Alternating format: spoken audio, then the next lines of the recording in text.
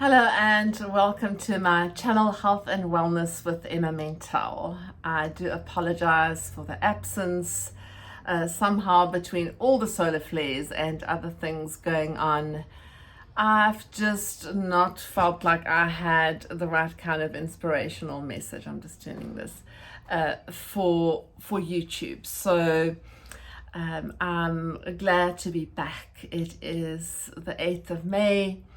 And I am here to talk to you about some health updates, new moon intentions, and just resetting in general for the next few weeks.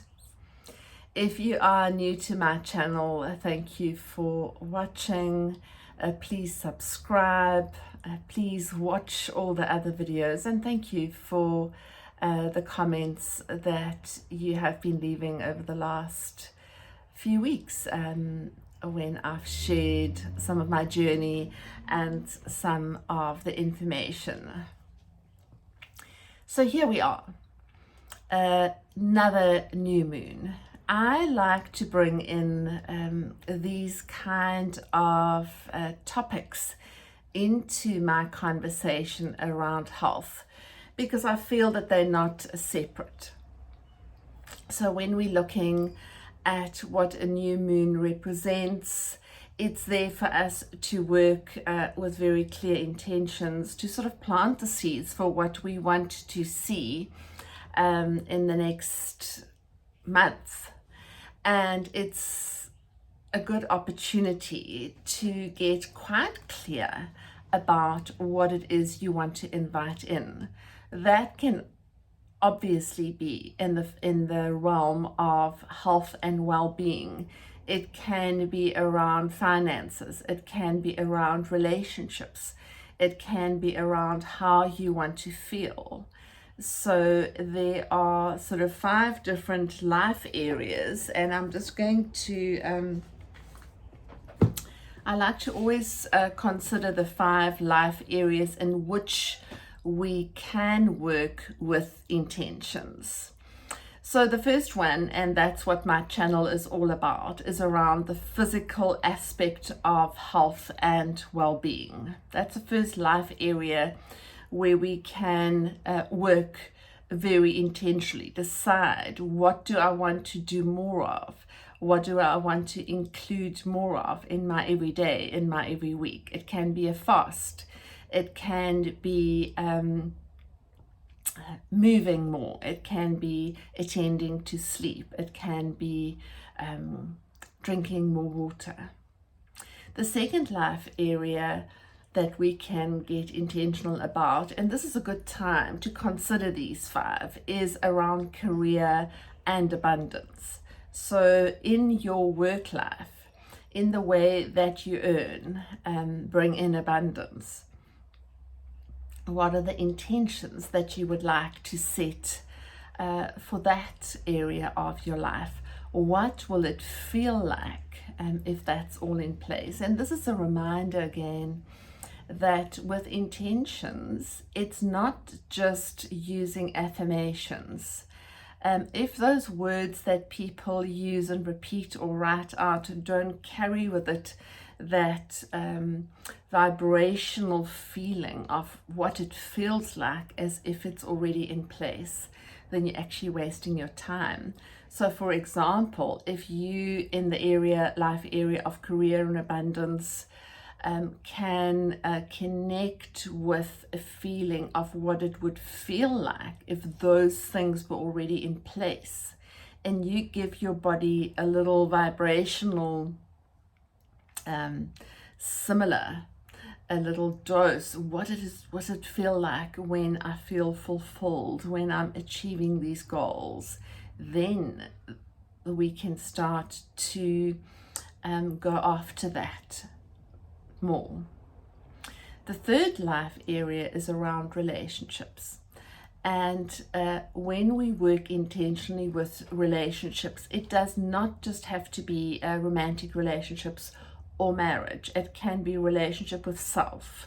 It can be a relationship with friends or those who are those people who are important to us, friendships. It can be a relationship in the workplace. But a good place to start would be, how would I like my relationship with myself to feel in the next month? So that can include the career and abundance. It can include your health and well-being. The fourth life area where we can consider an intention is around learning and creativity. So what would I like to learn a new skill? Would I like to start with a creative project? Would I like to start gardening or painting or cooking? That is a way in which we can also deeply nourish ourselves. So nourishment in a different form. Learning and creativity can be great sources of nourishment, feeling like we are nourishing our soul. What would it feel like if I was living in that realm as if I was already doing that? And then the fifth life area where we can set an intention for the next month can be around spirituality or our essence. So if I was nourishing my soul, if I was meditating, or if I was doing my breathing, or if I was doing my yoga, or if I was to start doing the rituals that are important to me every day as part of taking care of myself, what would that feel like? So just to recap the 5 life areas that would be important considerations for this new moon, and what you would like to invite in, or what you would like to nourish more or consider more. It would be physical health and well-being, career and abundance, your relationships, especially relationships with self, learning and creativity, number 4, and number 5 would be spirituality and your essence. So a great time to consider these 5 life areas where we can start to create new habits, or where we can reinforce habits. And I really like my reset fast. There's a reset fast coming up from a Sunday evening that I usually do with a small group of people. If you follow me on social media, send me an email or a message to sign up. I give people some preparation to do. We work with words, we work with intentions, and then I guide the group through anything from a 24-hour fast to a 4 or 5 day fast, depending on how experienced you are as a faster.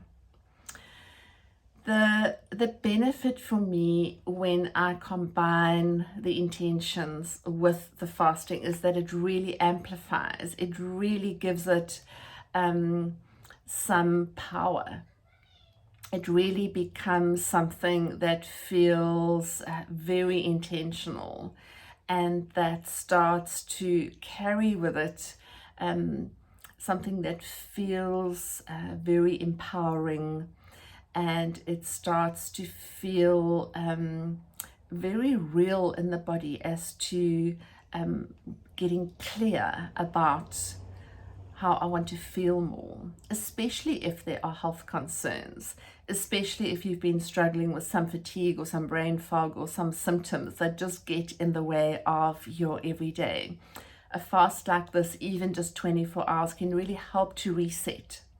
I always call my group fast a reset fast. I've just done a 48-hour fast from, what was it? I think Sunday night to last night, 48 hours, and it was incredible how great I felt after that. It felt like it was just recommitting to my routine, and fasting for me over the last 2.5 years have been such a phenomenal tool. If you know about fasting insulin and insulin resistance, I've just had some blood tests done again, and I haven't done these for about 2 years. I have some comparison from 3 years ago, 2 years ago, and then now. And I was so delighted and excited to see that my fasting insulin has halved. The number that it was from 3 years ago is now half. I'm very close to a normal or optimal range, and that's after 2.5 years of fasting regularly, sometimes longer, sometimes not so long, but being very diligent and very committed to my fasting journey. So some things don't always shift quickly. For example, the weight has shifted somewhat. But now that I have noticed and looked at the fasting insulin numbers and how much that has improved, it's really given me such encouraging inspiration to continue with my fasting journey. And so this makes my full moon intentions for the month of May so much more clear. I feel like I have more clarity about the direction that I want to go in. I thought as part of today's YouTube update, I'm going to just draw a card for those of you who are watching, and it'll be from Wisdom of the Hidden Realms by Colette Baron Reid. So this will be for those who are watching, finding a card as guidance or inspiration for your intentions for the next month. So I'm going to give this a good shuffle.